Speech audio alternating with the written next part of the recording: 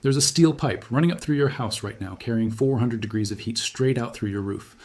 You paid for every degree of it. It leaves the building all winter, every winter, and nobody has ever suggested you take a single watt out of it on the way past.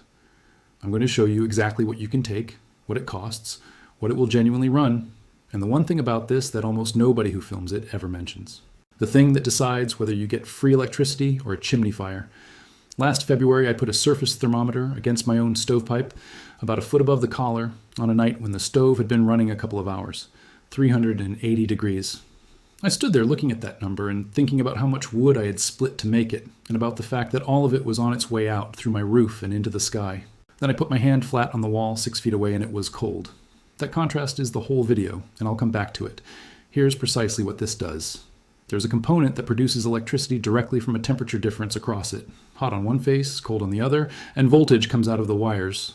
No moving parts, no fuel, nothing spinning. Clamp one to a hot stovepipe, put a proper heat sink on the other side, and you have electricity for as long as the fire is lit. That's it. That's the entire trick.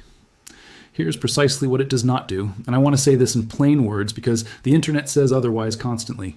It does not run your house, it does not charge a home battery bank in any useful time, and it does not care how hot your stovepipe is on its own. What it cares about is the difference between the two faces. A module with 400 degrees on the hot side and 390 on the cold side produces almost nothing. The same module with 400 on one side and 80 on the other produces real power. Everything hard about this comes from that one sentence, and I'm going to spend a good chunk of this video on it, because that is where every failed build in this field goes wrong. Cost. A proper high-temperature thermoelectric module runs about $10 to $25 each. An aluminium heatsink, either bought or pulled off a dead computer, is free to $15. Thermal paste is $5. A mounting clamp, some stainless hose clamps, and a strip of steel is a few dollars. A voltage regulator or a small buck converter to make the output usable is $8 to $15, so call it $15 to $60 depending on how much you salvage, and an afternoon. I spent a long career maintaining buildings for people who would only pay for things they could see, and heat going up a flue is the perfect example of something nobody can see. We had a boiler house where the flue ran up the outside of a block wall, and in the middle of winter, you could stand next to that pipe and warm your hands on it from a foot away. Every bit of that was fuel we had bought. The manager's view for years was that this was simply how boilers worked. And he was right, in the sense that every combustion appliance ever built throws a large share of its fuel out of the flue as hot gas. That is not a fault. It is the price of moving the exhaust safely out of the building. But there is a difference between accepting that a river runs past your door and never once dipping a bucket in it. So I'm going to walk you through the whole thing in order. The module, the mounting, the cold side, the electronics, the science of why this works at all, the honest numbers, and then the safety, which on this topic is not a footnote, and I am going to give it the length it deserves. And then I'm going to give you the part that ought to annoy you a little, which is that none of this is secret. The effect was described in 1821. Every physicist knows it. There are commercial products sitting on stovetops in 100,000 houses using exactly this principle. There's just no money in it at any scale that matters. You cannot sell a service contract on a lump of ceramic with no moving parts. There's no annual inspection, no filter, no part number, and nothing to come back for. And the output is too small for any energy company to have an opinion about it one way or the other. Nobody's terrified of this. Nobody is even thinking about it. And that is a duller answer, but it is the true one. Stay with me, because by the end of this, you will know exactly what you can run, exactly what it costs, and the two safety rules that matter more than everything else combined. If an old maintenance man's tricks are worth your time, hit subscribe and the thumbs up. It's the only way I know that you want more of them. Now the science, in plain talk, because you need it to build this properly. In 1821, a physicist named Thomas Johann Seebeck noticed that if you join two different metals and heat one junction while keeping the other cool, a current flows around the circuit. That is the Seebeck effect, and it is the entire basis of this. Heat one side of certain materials, keep the other side cool, and the heat energy pushes charge carriers from the hot end toward the cold end, which produces a voltage. Modern modules are not two wires twisted together. They are a sandwich with two ceramic plates and a grid of small semiconductor pillars between them, wired so that all their individual voltages add up. Most of them use a compound called bismuth telluride, and there are usually somewhere over 100 of those little pillars in a module the size of a beer mat. The important thing about them, from a builder's point of view, is that they have no moving parts at all. Nothing wears, nothing needs lubrication. The failure mode is thermal, not mechanical, which I will come back to. And that reliability is why this effect ended up in some genuinely serious places. Deep space probes use thermoelectric generators, with the heat coming from a decaying radioactive source instead of a fire, because a device with no moving parts can run for decades with nobody to fix it. Some of those have been producing power continuously since the 1970s. Remote gas pipelines use them to power monitoring and cathodic protection equipment in places nobody visits, burning a trickle of the gas they are already carrying. And in the Soviet Union, there was a domestic version worth knowing about. A thermoelectric generator was produced that sat on top of a kerosene lamp, using the lamp's own heat, and produced enough power to run a valve radio in villages with no electricity. Light and news from one flame. That is exactly the same physics you would be clamping to your stovepipe, sold as a consumer product 80 years ago. Now the number that matters. Thermoelectric conversion is not efficient. A bismuth telluride module converts something in the region of 5% of the heat passing through it into electricity. 5% sounds terrible, and in an engine it would be. But look at what you are converting. This is heat you already produced, that you are already throwing away on its way out of the building. You are not burning anything extra. You are taking a small slice of a waste stream. At that point, the efficiency figure stops mattering very much, and the only question is how many watts you actually get. Here's the honest answer. One well-mounted module with a good temperature difference produces somewhere in the region of 2 to 8 watts. Push it hard with a big heat sink and a hot pipe and you might see 10. Now hold that against real things. A phone battery holds roughly 15 watt-hours. At 5 watts, that is around 3 hours to fill it from empty, which is entirely reasonable, across an evening with the stove lit. LED lighting draws a few watts, so one module will run a lamp continuously while the fire is burning. A laptop wants 50 to 70 watt-hours, which is a long evening with several modules, and a home battery bank, which is what the internet always promises, stores thousands of watt-hours. You would need weeks of continuous burning to fill one from a single module, and by then the season is over, so there it is plainly. This is a phone charger, a lamp, and a fan powered by fire. It is not a power system, and I would rather tell you that now than have you spend $60 expecting otherwise. But hold it against the alternative for a moment, because the comparison is better than it looks. In deep winter, solar output is at its worst. Short days, low sun, heavy cloud, and snow sitting on the panels.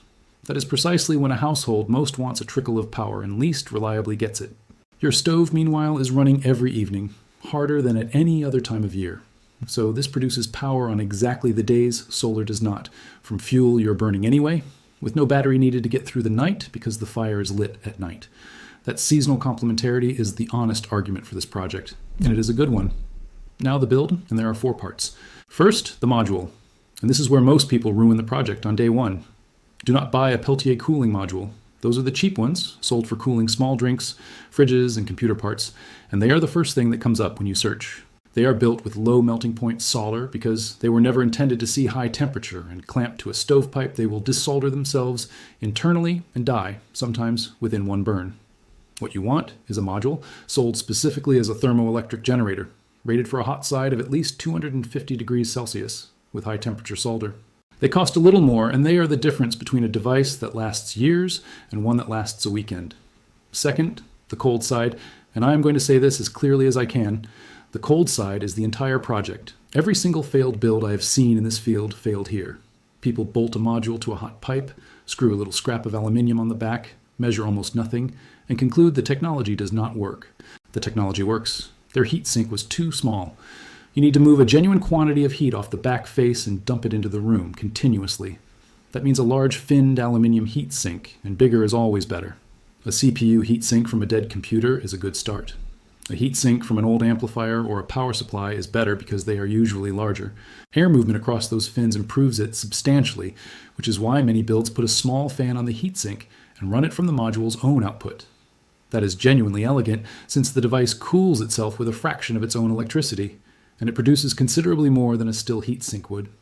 Use thermal paste on both faces, not glue, not tape.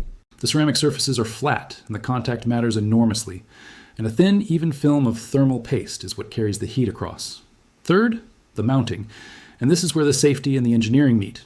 You clamp the module to the outside of the pipe. You do not drill it, you do not screw into it, and you do not modify it in any way, and I will come back to why in the safety section. Practically, that means a steel bracket or a strap arrangement with stainless hose clamps, pulling the module firmly against the pipe with the heat sink on the outside. Curved pipe against a flat module is a poor contact. So many builders fit a small, flat steel plate against the pipe, clamp tight, and mount the module to that. Firm and even pressure is what you want. Too loose, and the heat does not cross. Too tight, and you crack the ceramic, which is brittle. Fourth, the electronics. The raw output of a thermoelectric module wanders all over the place because it rises and falls with the fire. You cannot feed that straight into anything you care about. A small buck or boost converter, $8 to $15, takes that variable output and holds it at a steady 5 volts for USB charging, which is what most people actually want. Add a diode so nothing feeds backwards, and if you are charging a battery, a simple charge controller. And buy a cheap multimeter if you do not own one, because this project rewards measuring more than almost anything else I have covered. Measure the open circuit voltage first with nothing connected, and you will see it climb as the stove comes up to temperature. That tells you the module is alive. Then connect a load and measure again. The voltage will sag, and how far it sags tells you how good your heat sink is. A small sag means the cold side is coping. A collapse means it is not, and the answer is always more heat sink or more airflow rather than anything clever. Then, change one thing at a time and measure again. Add a fan, increase the clamp pressure, move the module closer to the stove. Each of those is worth measuring on its own because otherwise you will never know which change helped. That is genuinely the whole tuning process, and it takes one evening with a meter and a notebook. Now, the honest limits, all of them. The first is output, which I have given you and will not soften. The second is that it only works while the fire is lit, which in most houses means winter evenings and nothing at all from spring to autumn. The third is that cheap modules fail. I've covered that, and it is the most common disappointment in this project. The fourth is that the cold side degrades over a burn. As the room warms and the heat sink soaks up heat, your temperature difference narrows and output drifts down over the evening. A fan on the sink largely fixes this. The fifth is dust. A heat sink packed with dust and ash performs badly, and this is a genuinely dusty location. Expect to clean it, and the sixth is the honest economic verdict. If you want power, a solar panel and a small battery cost less over a year and produce far more. This wins on winter timing, on working in darkness, and on using heat you are already producing, and on nothing else. Now the safety section, and on this topic, it is not an afterthought. There are 3 rules, and the third is the one nobody mentions. Rule 1. Never drill, cut, or penetrate a flue pipe. Not for a bolt, not for a probe, not for anything. That pipe is carrying combustion gases, and among those gases is carbon monoxide, which is colorless, odorless, and gives you no warning of any kind. Any hole you make is a potential path for those gases into the room you are sitting in. Everything on this project clamps to the outside. If a design asks you to make a hole in the flue, that design is wrong and you should close the page. Rule 2. Never restrict the draft. Do not wrap the pipe in anything that blocks it. Do not fit anything inside it. And do not add mass or obstruction that changes how the flue breathes. A stove depends on that draft to pull its exhaust out of your house, and interfering with it is exactly as dangerous as it sounds.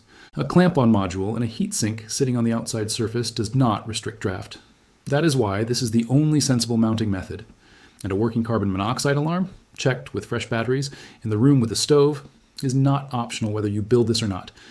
Rule 3, and this is the one that almost nobody who films these ever tells you. Cooling your flue can cause a chimney fire. Here is why.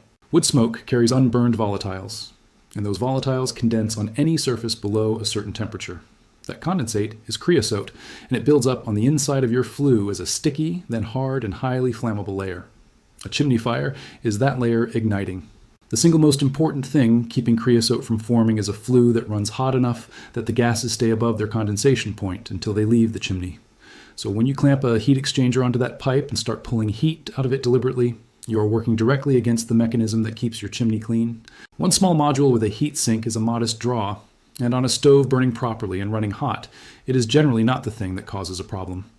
But the moment you start thinking about bolting 6 of them around the pipe, or wrapping the whole connector in exchangers to get more output, you have crossed from harvesting a little waste heat into cooling your flue, and that is a genuinely bad idea.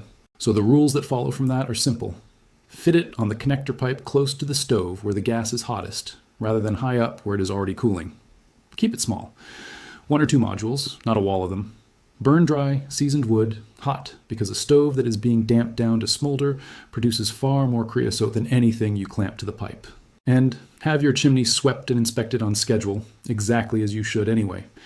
If your sweep tells you your creosote buildup has changed since last year, take the modules off. That is the honest version of this project, and it is why I will not tell you to cover your stovepipe in these things.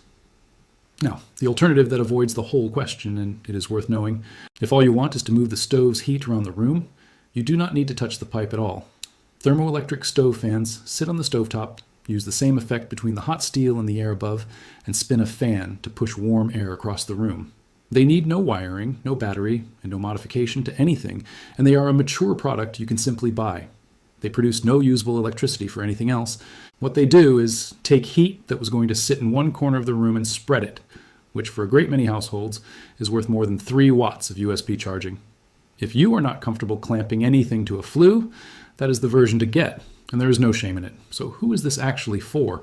If you heat with wood, burn regularly through a long winter, and want a reliable trickle of power that works in the dark and in a storm, this is genuinely worth building, at small scale with a proper module and a serious heat sink. If you have an open fireplace rather than a stove, this is not for you, because the surface temperatures and the flue arrangement are different, and the creosote question is worse. If you are looking for something to run your house, buy panels. If you like the idea but do not want to modify anything, buy the stove fan and be happy. So this week, here's what I want you to do. And none of it involves buying a module yet. First, get a surface thermometer, the magnetic kind sold for stovepipes, and put it on your connector pipe a foot above the collar. Run your stove normally and write down what it reads at its steadiest point. That number is the hot side of everything in this video, and most people have never measured it. Second, put your hand near where a heat sink would sit and think honestly about whether there is room for a large one and airflow around it. If there is not, the project will disappoint you. Third, check your carbon monoxide alarm. Press the button. Change the batteries. Do this whether you build anything or not. Fourth, look up when your chimney was last swept. And if you cannot remember, that is your actual winter job, and it matters more than any of this. And fifth, if you're going to buy a module, buy one described as a generator rated to at least 250 degrees, not a cooling module. That single choice decides whether this lasts a season or an evening. Tell me in the comments what your stovepipe reads at its steadiest in degrees and what sort of stove you have. I read every one of these, and that number is the most useful thing anybody can put down there, because it decides everything about what this is worth, and almost nobody has ever measured their own. I'll leave you with what the old boy who trained me said about flues, and it is the one that matters most here. He told me that a chimney has exactly one job, which is to get the bad air out of the building, and that everything else you ask it to do is borrowed. Borrow a little and nothing happens. Borrow a lot, and one night it will take it back all at once. Take a little off the pipe. Leave the rest alone.